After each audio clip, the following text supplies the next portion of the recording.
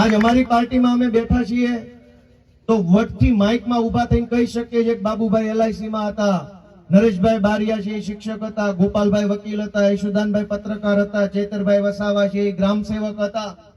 આ અમે વટથી કહી શકીએ કે જો અમારા માણસો આટલું ભણેલા ગણેલા સજ્જન અને સારા બેકગ્રાઉન્ડ માંથી આવતા માણસો, જો ભાજપની સભા શું કે આ અમારા ફલાણાભાઈ રોડ નું પુલ ખાઈ ગયા ને આ અમારા ફલાણાભાઈ છે સહકારી મંડળી 2000 નું કરી નાખ્યું ને ડેરીની અંદર 5 કરોડ નું કરી નાખ્યું અમારા રમેશભાઈ, બરાબર, સહકારી સંઘમાં આટલું કરી નાખ્યું, નાણાંનું આટલું કરી નાખ્યું, પુલનું આટલું. એમનો પરિચય એવો હોય.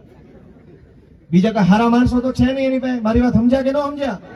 ભાજપનું મંચ હોય તો તમારે એનો પરિચય જોવાનો કે આ તો કે આ મંડળીમાં ખાઈ ગયો, આ નાળા ખાઈ ગયો, આને ઓલી જમીન પચાવી, આ તો કે ઓલો રેતી કાઢે એવડો, અમારામાં આ તો કે LIC વાળો, આ તો કે શિક્ષક, આ તો કે ડોક્ટર, આ વકીલ, આ એન્જિનિયર, આ ફલાણો. અમારા પરિચય એવા છે, એમના પરિચય એવા છે. પરિચય ધ્યાને લઈને બટન દબાવજો એ બધાને વિનંતી કરી દઈશ.